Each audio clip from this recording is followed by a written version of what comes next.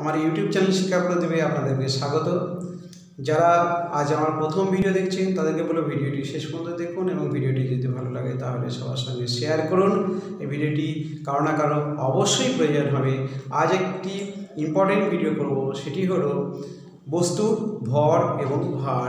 এটা নিয়ে কিন্তু অনেকের মধ্যেই একটা কনফিউশন তৈরি হয়, সেটা কি ভর এবং ভার। ভর এবং ভারটা কি? ভর হলো কোনো বস্তু, কোনো একটা জড় বস্তু, সেই জড় বস্তু দেখা যাচ্ছে এটা একটা জড় বস্তু, সেটা হচ্ছে 1 কেজির একটা বাটকা হতে পারে, মেবি এটা একটা জড় বস্তু, অথবা এটা সোনাদানা হতে পারে, বইপত্র হতে পারে, খাতা হতে পারে, মোবাইল হতে পারে, সব কিছুই হতে পারে। এই বস্তুটার মধ্যে কতটা জড় বস্তু আছে সেটা হলো এই বস্তুটার ভর। এটা কিন্তু বস্তুটার মধ্যে যে জড় বস্তুটা আছে সেটা অন্তর্নিহিত জড় বস্তু। তাহলে এই জড় বস্তু হলো কোনো বস্তুর ভর। কিন্তু কোনো বস্তুকে আমরা দেখলাম উপর দিকে যদি ছুঁড়ে দিই তাহলে সেই বস্তু পৃথিবীর দিকে নেমে আসে, সেটা কিন্তু পৃথিবীর উপর দিকে চলে যায় না। এটা কি কেন হয়? আমরা জানি সেই নিউটনের সে আপেল পড়া গল্প, সেখান থেকে নিউটন অনেক সূত্র আবিষ্কার করেছেন। সেখান থেকে মহাকর্ষের সূত্র, অভিকর্ষের সূত্র, তিনি অনেক কিছু আবিষ্কার করেছেন। আমরা সেখানে যদি একটু চলে যাই তাহলে কি বলতে চাইছেন তিনি বলতে চাইছেন যে একটা আপেল যখন টুকুস করে উপর থেকে পড়লো, সেই আপেলটা কিন্তু কোথায় গেল? নিচের দিকে আস্তে আস্তে পড়লো। কেন পড়লো আপেলটা নিচের দিকে? কে টানলো? সেটা দেখা যাচ্ছে যে আপেলকে টেনেছে হলো পৃথিবী টেনেছে। কে টেনেছে? পৃথিবী তার নিচের দিকে টেনেছে। এই যে টান, এই টানটাকেই বলছি আমরা ভার, নট ভর। এটাকে কি বলছি আমরা? ভার বলছি, ইংলিশে বলছি ওয়েট। আমরা অনেক সময় দোকানে গিয়ে বলি 5 কেজি আলু ওয়েট করে দিই, এটাই আমাদের প্রচলিত শব্দ, এখানে কেউ ভুল ধরা হয় না। কিন্তু ভৌত বিজ্ঞানে যখন করব অথবা চাকরি পরীক্ষায় যখন যাব তখন কিন্তু আমাদের ক্লিয়ার কনসেপ্ট যদি ধারণা না থাকে তাহলে কিন্তু এখানে আমাদের নম্বর ফসকে যাওয়ার একটা সুযোগ বা সম্ভাবনা রয়েছে। আমি কি বলবো? ভর মানে হচ্ছে কোনো বস্তুর মধ্যে যে জড় পদার্থটা, যেটাকে আমি স্পর্শ করতে পারবো, যেটাকে আমি ধরতে পারছি, অথবা যেটার অনুভূতি আমি নিচ্ছি, সেটা কিন্তু কোনো বস্তুর ভর। সেটা হতে পারে বায়ুরও একটা ভর আছে। কারণ আমরা জানি এটা বেলুনকে যদি ফুলিয়ে দেওয়া হয় তাহলে আমরা দেখি তার একটা ভর পেতে পারি। হ্যাঁ, দুদিকে দুটো বেলুন রাখা হলো, যেটা যদি ফুলিয়ে দেওয়া হয় তার ভরটা বেশি হয় বলে সে নিচের দিকে নেমে যায়। এরকম যদি ব্যাপার আমরা দেখি, হয়তো আমরা সেটা চোখে দেখি না কিন্তু সেটা অনুভব করতে পারি, তার মানে সেটা কিন্তু কোনো জায়গা দখল করছে। অর্থাৎ ভর কিন্তু যার হবে তার কিছু জায়গা দখল করার ক্ষমতা আছে, সেটা তার মধ্যে কোনো পদার্থ আছে, মেটেরিয়াল আছে, সেটাই হচ্ছে একটা তার কি ভর হতে পারে। কিন্তু ওইটা কিন্তু এটা আর কিছু না, একটা আকর্ষণ বল মাত্র। এটা হচ্ছে কি আকর্ষণ বল। এবার পৃথিবীর আকর্ষণ বল যা সূর্যের আকর্ষণ বল সেটা নয়, একই নয়, বা অন্যান্য গ্রহের আকর্ষণ বল তা নয়।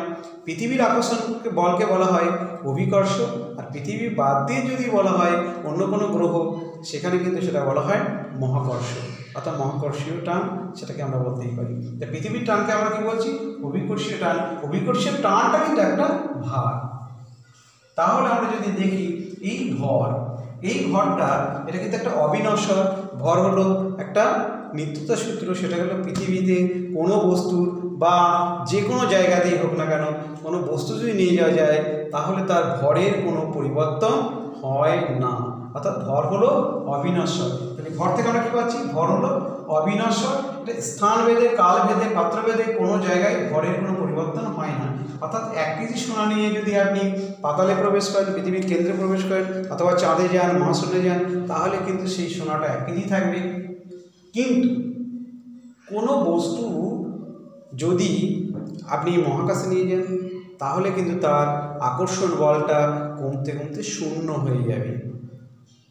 পৃথিবীর কেন্দ্রে যদি কোনো বস্তু নিয়ে যান তাহলে তার আর কোনো টান থাকবে না। তাহলে আমি বলবো যে পৃথিবীর কেন্দ্রে কোনো বস্তু যেহেতু টান নেই, টান শূন্য, অর্থাৎ সেক্ষেত্রে কিন্তু পৃথিবীর কেন্দ্রে কোনো বস্তুর এই ভার শূন্য। কি হলো? কোথায়? পৃথিবীর কেন্দ্রে। আমরা নিয়ে যাই কোথায়? পৃথিবীর কেন্দ্রে।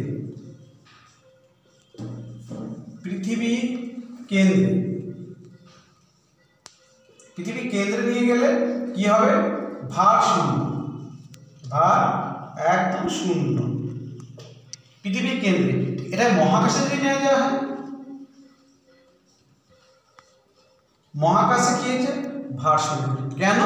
সেখানে কিন্তু ওই যে বস্তুটা, সেই বস্তুটার কোনো আকর্ষণ কাজ করবে না। তাহলে আকর্ষণ বল যদি সেখানে না থাকে, আকর্ষণ বল যদি শূন্য হয়, তাহলে তার ভারটা কী হবে শূন্য। ভার শূন্য মানে ওইটা আমরা যেটা বলছি সেটা কিন্তু শূন্য হবে, একটা বি জিরো হয়ে যাবে। কিন্তু এই ভর কিন্তু এই মহাকাশে নিয়ে যান, পৃথিবীর কেন্দ্রে নিয়ে যান বা নিয়ে যাও, সেখানে কিন্তু ভর অলওয়েজ সেম। যদি আমাদের বায়ুমণ্ডলে যদি সেটা 1 কেজি হয়, পৃথিবীর কেন্দ্রেও 1 কেজি, মহাকাশে নিয়ে গেলেও 1 কেজি, সমস্ত জায়গায় 1 কেজি। এখন যদি বলা হয় ভার কিন্তু স্থান ভেদে আলাদা। নিরক্ষরেখায় কোনো বস্তুর যে আকর্ষণ যদি মেরুবিন্দুতে নিয়ে যাওয়া হয়, তাহলে কিন্তু তার আকর্ষণ বলটা বেশি হবে। কেন বেশি হবে আমরা জানি, এটা আমার একটু অন্য ক্লাসে অবশ্যই দেখাবো। সেটা কি যা আমরা জানি, বা এখন একটু আমি টাচ করে দিচ্ছি। সেটা কি, যদি আমি বলি পৃথিবী, আমরা একটা পৃথিবীর একটা ছবি আঁকার চেষ্টা করছি। যদি এটাকে বলি পৃথিবী, এটা যদি নর্থ বলি, এটা যদি বলি সাউথ বলি, তাহলে এটা অবভিয়াসলি কি হবে ইস্ট হবে, এটা হচ্ছে ওয়েস্ট হবে।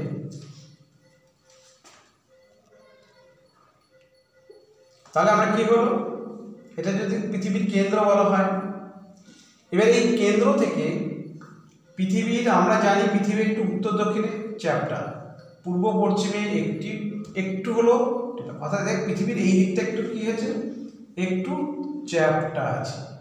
পৃথিবীর এই দিকটা কিন্তু একটু অপেক্ষাকৃত চ্যাপ্টা, অর্থাৎ এই দূরত্বটা বেশি, এই দূরত্ব একটু কম। এই দূরত্ব কত? এটা দূরত্ব হলো 12,757 কিমি, এবং উত্তর দক্ষিণে দূরত্ব হলো 12,714 কিমি। ডিফারেন্স কত? 43 কিমি।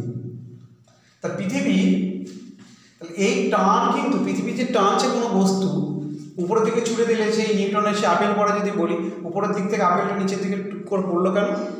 আমরা জানি পৃথিবী নিজেই একটা বিরাট চৌম্বক ক্ষেত্র। পৃথিবী যেহেতু চৌম্বক ক্ষেত্র, এবং চৌম্বকের মূল জায়গাটা রয়েছে তার কেন্দ্রমণ্ডল। এখানে রয়েছে প্রচুর পরিমাণে ম্যাগমা, প্রচুর পরিমাণে গলিত পদার্থ, এবং এটা কিন্তু একটা চৌম্বকের বড় ক্ষেত্র পৃথিবী। এবং সে কী করছে, তার নিজের দিকে সমস্ত বস্তুকে আকর্ষণ করছে। তাহলে সমস্ত বস্তুকে যদি আকর্ষণ করে, তাহলে এই সেন্টার থেকে এই নর্থ পোল এবং এই সাউথ পোল, এইখানে যে দূরত্ব হবে, তার থেকে কিন্তু এই যে বিষুবরেখা, এই যে পূর্ব পশ্চিমে যে বিষুবরেখা গিয়েছে, আমরা জানি যেটাকে নিরক্ষরেখা বলছি, সেই নিরক্ষরেখার এই প্রান্ত থেকে যদি এর যে দূরত্ব, এখান থেকে এই দূরত্বটা কিন্তু শর্টেস্ট। কার থেকে? এর থেকে এই দূরত্বটা শর্টেস্ট। অর্থাৎ উত্তর মেরু থেকে বা দক্ষিণ মেরু থেকে কেন্দ্র যে দূরত্ব হবে, আর এই যে দূরত্ব, সেটা কিন্তু আমরা দেখতেই পাচ্ছি ডিফারেন্স আছে। তাহলে 43 কিলোমিটার যদি হয়, তাহলে 2 দিয়ে যদি ভাগ করি, তাহলে আমরা পেয়ে যাবো কত? 2, 1, 21.5 কিলোমিটার। 21.5 কিলোমিটার। এটা কিন্তু এটা থেকে এটা কম আছে। এই কম থাকার জন্য এই নর্থ পোল এবং সাউথ পোলে কী হলো, কোনো বস্তুর আকর্ষণ বল বেশি। কোথায় আকর্ষণ বল বেশি হলো? নর্থ পোল অথবা সাউথ পোল, যেখানেই যাই না কেন, সেখানে কিন্তু নিরক্ষরেখার থেকে আকর্ষণ বল বেশি। আকর্ষণ বল বেশি হওয়ার জন্য ভারটা কিন্তু বেশি। কোথায়? এখানে কোনো বস্তুর ভার, নট ভর, ভার বা ওয়েট। এইখানে ওয়েটটা কিন্তু কি বেটার, মানে বেটার দেন এখানকার ওয়েট। কোনো বস্তুর এখানে যা ভার আছে, এখানে যদি ওই বস্তুর ভার মাপা হয় স্প্রিং তোলার সাহায্যে, আমরা জানি এটা একটা, যে স্প্রিং তোলার সাহায্যে কোনো বস্তুর ভার মাপা হয় বা ওয়েট মাপা হয়, আর তুলা দন্ডের সাহায্যে কোনো বস্তুর ভর মাপা হয়। তাই এখানে যদি কোনো বস্তুর আমরা স্প্রিং তোলার সাহায্যে ভার মাপি, তাহলে তার ওয়েটটা যা হবে, এখানে কিন্তু যদি কোনো বস্তুর ভার মাপা হয় বা আমরা যদি ওয়েট করে থাকি, তাহলে কিন্তু সেটা এখানে কম হবে। হ্যাঁ, তাহলে এইভাবে যদি আমরা কিন্তু ভিতরের দিকে যখন যাব, তখন কিন্তু আস্তে আস্তে সেটা আবার পরিবর্তনশীল হয়ে যাবে, কারণ আমরা জানি সেন্টারে কোনো বস্তুর ভার শূন্য। ভার শূন্য কোথায়? এই সেন্ট্রালে যদি কোনো বস্তু নিয়ে যাওয়া যায় তার কিন্তু ভারটা শূন্য, অর্থাৎ ওয়েট শূন্য। তাই বলে কিন্তু আমরা ভর শূন্য নেই। আমরা কিন্তু ভর হচ্ছে কোনো বস্তুর ভর হলো অবিনশ্বর, অর্থাৎ ভর স্থান কাল সময় সমস্ত কিছু ভেদেও কী হবে? অপরিবর্তনশীল থাকবে। তাহলে ভর এবং ভার নিয়ে আশা করি ভিতরে যে দ্বন্দ্ব আছে সেই দ্বন্দ্বটা এই ভিডিওটা দেখার পরে কেটে গেল। এবং ভিডিওটা যদি ভালো লাগে তাহলে সবার সঙ্গে বেশি বেশি করে শেয়ার করবেন এই ভিডিওটি। কারো না কারো অবশ্যই প্রয়োজন হবে এবং তারও হয়তো এই ব্যাপারে কনফিউশন যে ব্যাপারটা আছে সেটা হয়তো কেটে যাবে। নমস্কার, থ্যাংক ইউ বলে এখানে ভিডিওটি শেষ করছি।